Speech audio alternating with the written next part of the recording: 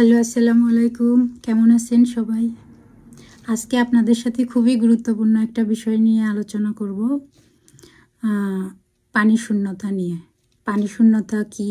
পানি শূন্যতা কি কারণে হয়? পানি শূন্যতার লক্ষণগুলো কি? পানি শূন্যতা কত প্রকার? পানি শূন্যতা হইলে বাসায় কখন চিকিৎসা করাবেন, মানে করাবেন? পানি শূন্যতা হইলে কখন হসপিটালে যাবেন? পানি শূন্যতা হইলে এইটার ম্যানেজমেন্ট কি, ট্রিটমেন্ট কি, এগুলো নিয়ে আলোচনা করবেন। তো চলেন শুরু করা যাক। প্রথমেই আসি, পানি শূন্যতা কি? আমাদের শরীরের 70% পানি। কোনো কারণে এই পানির পরিমাণ যখন কমে যায় এটাকে আমরা পানি শূন্যতা বলি। কি কারণে পানি শূন্যতা হয়? একটা মানুষের যে পরিমাণ পানি পান করার কথা, ওই মানুষ যদি ওই পরিমাণ পানি না পান করে সেক্ষেত্রে পানি শূন্যতা হইতে পারে, প্রথম কারণ। দ্বিতীয় কারণ, যারা অতিরিক্ত ঘামে কিন্তু কোনো পানি খাচ্ছে না, শরীর থেকে ফ্লুইড বের হয়ে যাচ্ছে, তাদের ক্ষেত্রে পানি শূন্যতা হইতে পারে। পাতলা পায়খানা হইলে পানি শূন্যতা হবে। বমি করলে, বারবার যারা বমি করে তাদের ক্ষেত্রে পানি শূন্যতা হইতে পারে। পানি শূন্যতার লক্ষণগুলো কি? বাচ্চাদের ক্ষেত্রে একরকম লক্ষণ হবে, আর বয়স্কদের ক্ষেত্রে অন্য আরেক রকম লক্ষণ হবে আর কি। প্রথমেই বলি, বাচ্চাদের ক্ষেত্রে কি লক্ষণ দেখতে পাবেন। প্রথমেই যেটা দেখতে পাবেন বাচ্চাদের এই জায়গাতে একটা নরম অংশ থাকে, ওইটা ভিতরের দিকে ডুবে যাবে। বাচ্চাটা যদি কান্না করে, যে পরিমাণ পানি আসার কথা চোখ দিয়ে, ওই পরিমাণ পানি আসবে না। চোখ মুখ শুকে যাবে, স্কিনটা ড্রাই হয়ে যাবে বাচ্চাদের, আর প্রস্রাবের পরিমাণ কমে যাবে। মেইনলি আপনি বুঝতেই পারবেন প্রস্রাবের পরিমাণটা কমে যাওয়ার কারণেই যে ওর ডিহাইড্রেশন হচ্ছে বা পানি শূন্যতা আছে। প্রস্রাব একদম হলুদ কালার হয়ে যাবে। এবার আসি, বড়দের ক্ষেত্রে কি লক্ষণ আমরা দেখতে পাবো।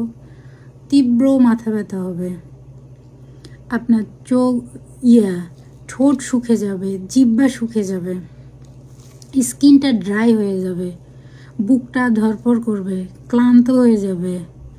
তারপরে আপনার এই যে মাসেল ক্রাম্প হবে, আর প্রস্রাবের পরিমাণটা কমে যাবে, প্রস্রাব একদম হলুদ কালার হয়ে যাবে। আমরা মেইনলি বুঝতেই পারি প্রস্রাব দেখে যে প্রস্রাবের পরিমাণটা একদম কমে যাবে। ডিহাইড্রেশনের গুরুত্বপূর্ণ সাইনই প্রস্রাব কমে যাওয়া। সো ডিহাইড্রেশন কত প্রকার? ডিহাইড্রেশন আসলে 3 প্রকার: মাইল্ড, মডারেট, সিভিয়ার। মাইল্ড এবং মডারেট ডিহাইড্রেশনের ক্ষেত্রে আমরা যদি দেখি ওই রুগীটার পালস ঠিক আছে, ব্লাড প্রেশার ঠিক আছে, আপনার নাই, ইউরিন আউটপুট ঠিক আছে, মাসেল ক্রাম্প নাই, সেক্ষেত্রে আমরা কি বলবো? বাসায় রেস্ট নেন, পর্যাপ্ত পরিমাণে পানি খাবেন, ওর স্যালাইন পরিমাণ মতো খাবেন, সাথে ডাবের পানি খাবেন। শরীর থেকে ডিহাইড্রেশন হলে বিভিন্ন ধরনের ইলেকট্রোলাইটসও বের হয়ে যায়, যেমন সোডিয়াম, পটাশিয়াম, এগুলোর ঘাটতিও ফিল আপ করতে হবে পানির সাথে সাথে। আর যদি সিভিয়ার ডিহাইড্রেশন হয়, সিভিয়ার ডিহাইড্রেশনের লক্ষণ আছে। সিভিয়ার ডিহাইড্রেশনের লক্ষণগুলো কি?